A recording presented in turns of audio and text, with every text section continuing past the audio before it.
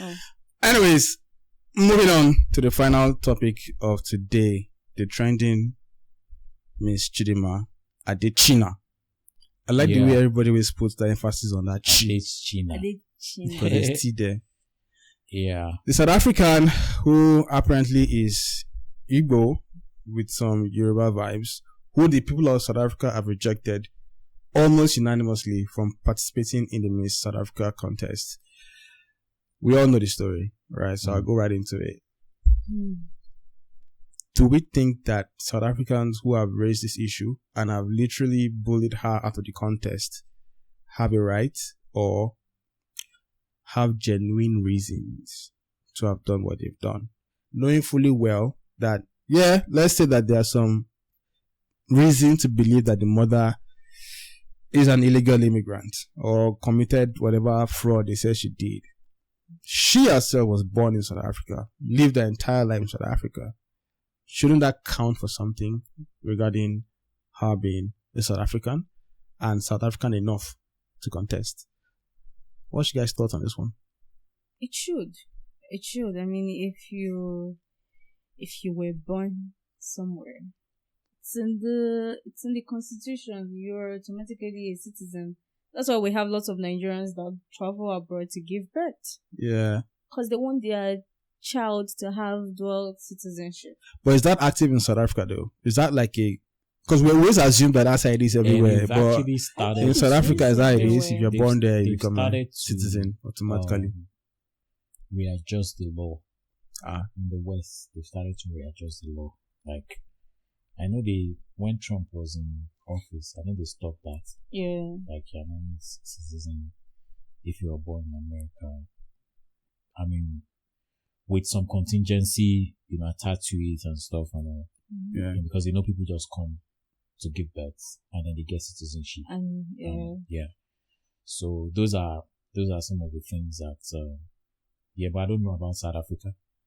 I don't know about South Africa, but I'm sure she has a South African passport.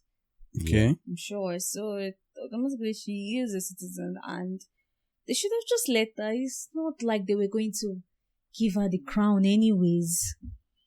So they should have just let her do it. It's a competition. Yeah. I think just let her. I think it's an established fact and reality that the South Africans are very threatened by Nigerians. And rightfully so too, because, we are very smart people. Damn. We're very smart. Throwing shots. We're takers. Yeah, we're very smart. As a matter of fact, I saw a guy posted, he's an American, he posted something about some Igbo guys. They were celebrating their culture in Boston, Massachusetts.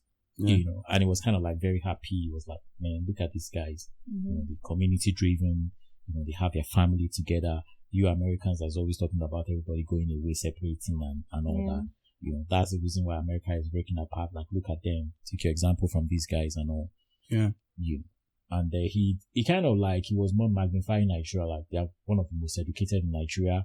They are richer than most whites in America, because they are well-to-do. They do their stuff and all. Yeah. So, I mean, who won't be threatened by Nigerians? The only people that don't appreciate Nigerians are Nigerians.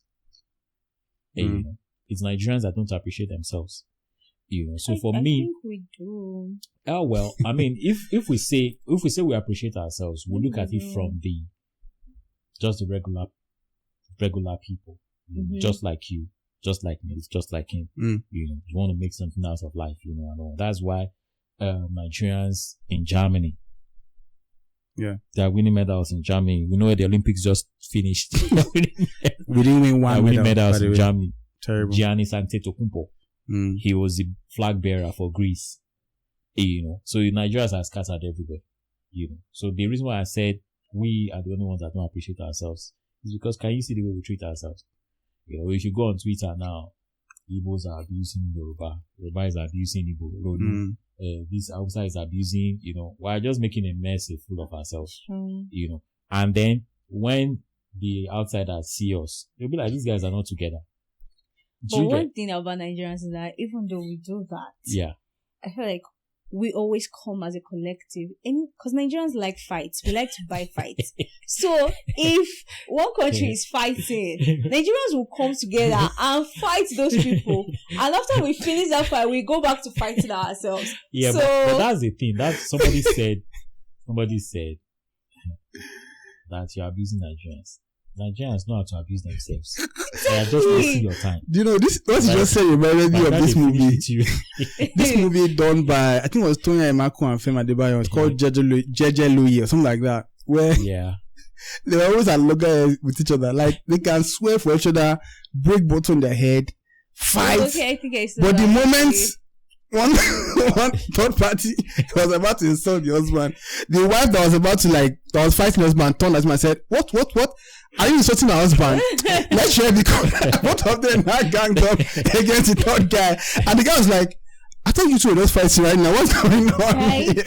That's typical Nigeria for you. That's wild. That's a perfect picture of Nigerians. But I need to also give shout out to the South African guys because I've seen a lot of them come out and say that was wrong. A few. I've not seen. Tyler was one of the artists. One of them, sure, the influential figure. She said, an artist. Yeah, but she's going to do that. Not really. She took a very, very risky position to say, I am not for this bullying guys are doing. No. They've been dragging her all day. Market now, and Nigerians were one of the people that drove her music. Are you saying she that, has to. Are you saying that she's doing that? That's you're saying she's doing that with an ulterior motive, just so that she can make money. One thing about artists, she's not just an artist, she's a brand. Politically correct. You want to be politically correct? See, I don't know. I'm not in her mind, but I'm just like, at the end of the day, she just gotta do what she gotta do. She didn't put that out there and be like, oh, I'm all for peace, and then it's normal. But she didn't need to do it, though, in my opinion. Yeah, but I mean, she beat a very risky bullet. Yeah, but this is very tricky. She had to do it. This is very tricky because she had to do it because she did it anyways. Yeah, and but we cannot say it was a good thing she did it exactly. Anyways. Exactly, that's where I was going to. Yes, but I saw quite a number of them online. Okay, say this is not right. That's where like this is wrong. Yeah, I even saw some Zimbabweans. I saw some. What's it called? And so that we don't go the route that they are doing. We have to give credit to where credit is due. And for some of them to come out and say this is wrong, is wrong. I think there was only one political figure that even came out too. I was like, this is like, really. Yeah. I was actually speaking out. I was a little disappointed because I saw a minister who was pushing the whole "she's not South African" story, and he was really like driving it, saying we're going to Home Affairs will investigate it, blah blah blah. And I'm like, my guy, South Africans don't like Nigerians. Supposed to be a political figure. Nigerians. It is understandable. It is understandable. It's not. It's not understandable that they don't like Nigerians. It is. Well, I'm saying like it is understandable because if somebody comes to your crib. Do you get? Somebody comes to your crib and you are already high. Somebody's already hiring you in your crib. Yeah. And a guy comes from outside the crib and automatically snatches you from the guy that is hiring you just because the guy is cool. Just because. Resh, I feel yourself too much. That's not even what it is, in my opinion. I feel like it's a case of misplaced anger. Because the anger should not really be directed to Nigerians. And I'll be a bit controversial here.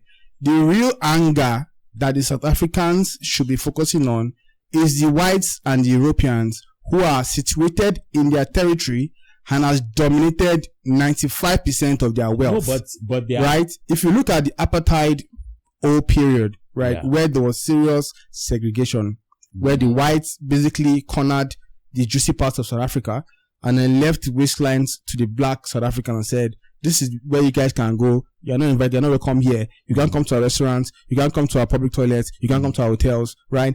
They had to suffer that for over 60 years. And through intense struggle and hardship, with Mandela being at the forefront of all that, they finally were able to break free and become first-rate citizens in their own country. But the fact is that as of today, 75% of the wealth in South Africa is still owned and controlled by the white South Africans, the Europeans that are situated there. Those are the guys that they should be having beef with if they want to beef anybody, because those are the guys that control all the economic resources and all the influence. The Nigerians coming in, for me, they are just like convenient prey, because the South Africans are too cowardly to face who their real oppressors are.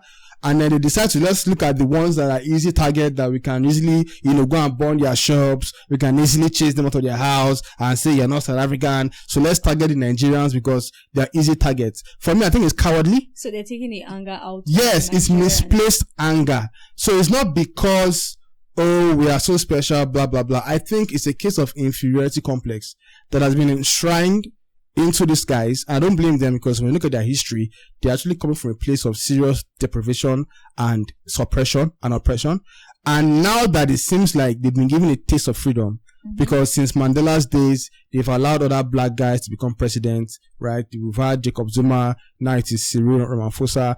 They have black South Africans who have been allowed, to run. So now it seems like they have some control, but they don't really have control. Because the real control is in the finances, in the money. And the money is in the white guy's hands. So they are frustrated. But instead of, just like how in Nigeria, instead of us to channel our frustration to our politicians who are causing the problem, we rather turn around and face the Igbo man, and face Yoruba man, and face the Hausa man, and disturb him. That's what they're doing. Exactly. That's what I was coming to. That is, that's typical of, blacks. And we can't also remove the fact that Nigerians are threats to South Africans. When it comes to business. Don't hate the player, hate the game. Yeah, we have. They say it. And South African girls, they like Nigerians. How do you really like Nigerians? They like Nigerians. Oh gosh, man, this guy is not doing his own trumpet. South African friends. Okay. Yeah, they actually like Nigerians. I know it's Ugandans that they can use stone. They can stone Nigerians. Those Ugandans, they don't pay offline on our podcast is was Sobonana Kusasa. Yeah. And it's also a way to kind of like, shout out to the South Africans and all.